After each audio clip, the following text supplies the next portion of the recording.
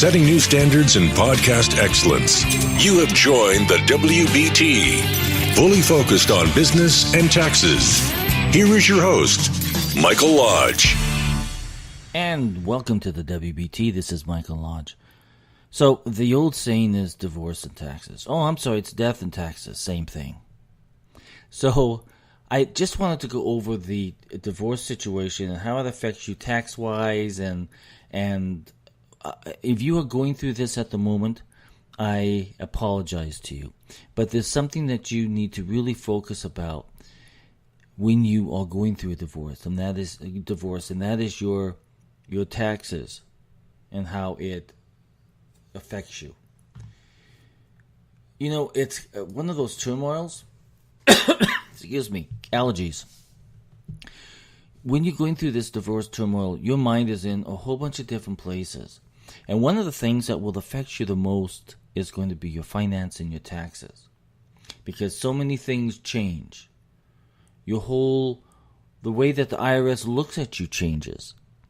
You don't think that they pay attention, but yes, they do. They don't send you a grievance card, but they know that your status is changing. So it's divorce is that time of your life where it's major change. It's upheaval. And giving everything else that's likely going on in your life, you may not have given much thought to the tax consequences when you start thinking about divorce. Number one rule, you contact two people when you're going through a divorce. Your tax accountant and your divorce attorney. And sometimes those two individuals talk together. So if you want to do this right, make sure that you have contacted your tax practitioner so that he or she knows what you're going through and can kind of advise you on what to do. One of the things that he needs to advise you on is your filing status, because the IRS looks at you in a totally different way.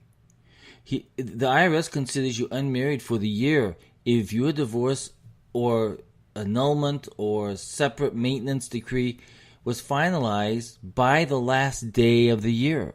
So when you file your taxes for that year, let's say it's 2017, on the last day the IRS, if you filed on or before the last day of the year, the IRS looks at you as a totally different. You're no longer married filing jointly.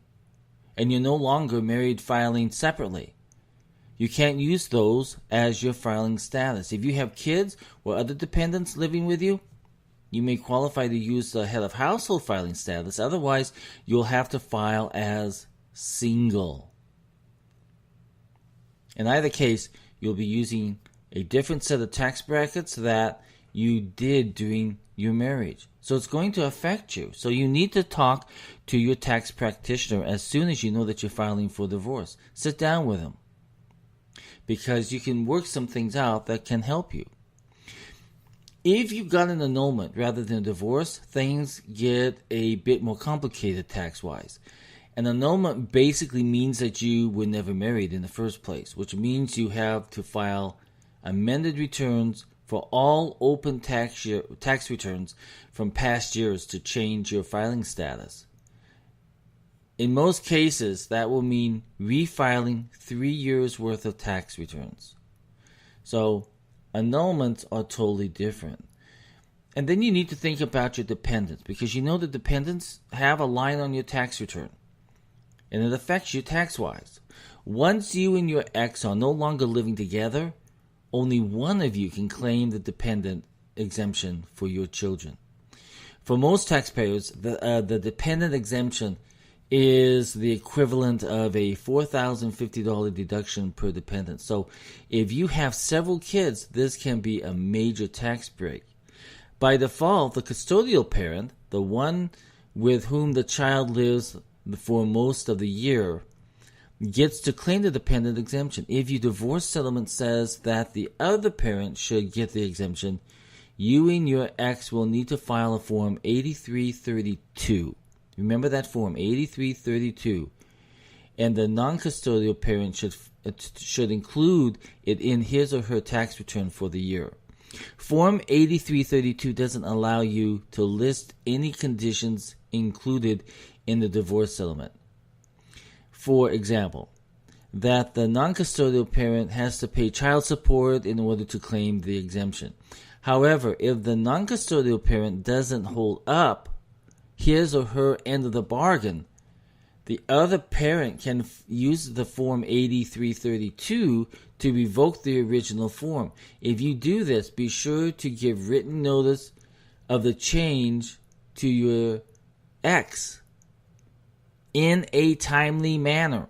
Okay? You need to do that. Now, the other issue is, then you have alimony. So let's say that you've gone through a divorce and now you're getting alimony, or paying alimony. Alimony payments get special tax treatment. If you pay alimony, you can deduct it on your Form 1040. You don't need to itemize deductions to claim it. If you receive alimony, you will need to report it as income, also on Form 1040, and pay taxes on that income, because that alimony, if you're receiving it, is considered income. And if you're getting more income in, that means you need to change your tax withholding on where you work, or you need to make estimated tax. Not all divorce-related payments are considered alimony. Alimony has to be paid as cash. Checks and money orders are considered cash for this purpose of discussion, okay? And has to be a payment required by the divorce or separation agreement. Also, child support doesn't qualify as alimony for tax purposes.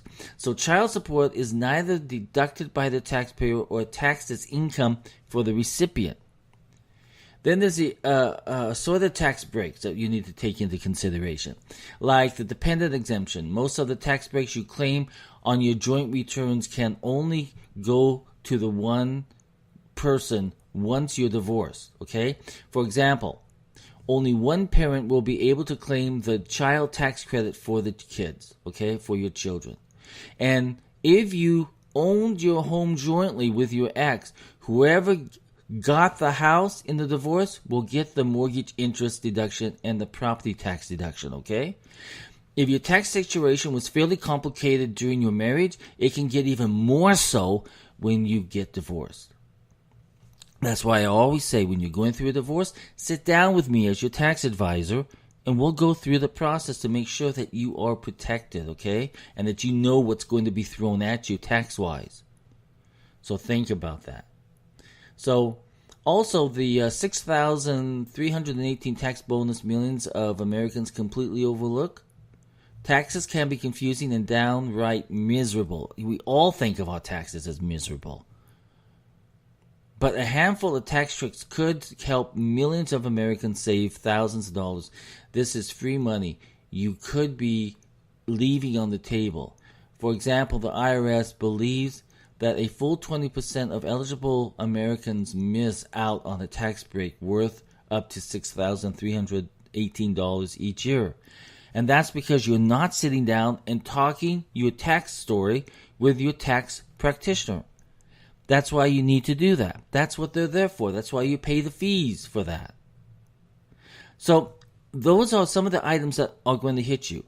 And I also want to remind you also that if you're going through a divorce, make sure that and if you're going back to your old maiden name, make sure that your Social Security card has been changed to your old maiden name that you're going back to.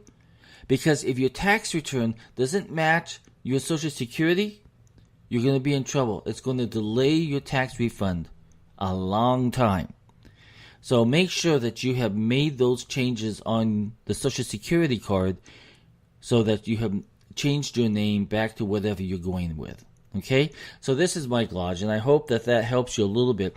If you have tax issues regarding your divorce, please, now is the time to get it off your chest with your tax practitioner. Call them, or call our office, and we will walk you through the process. Okay? This is Mike Lodge for the WBT. I'll talk with you soon. This is brought to you by Lodge & Co., a business and tax advisory firm where your success is our goal. Call us today toll-free at 888-681-1518 or visit us at www.lodge-co.com and learn more about what we can do for you. Lodge & Co., your source for sound business and tax services. Thank you for listening to the WBT with Michael Lodge. Join us again tomorrow as we explore more about business and taxes.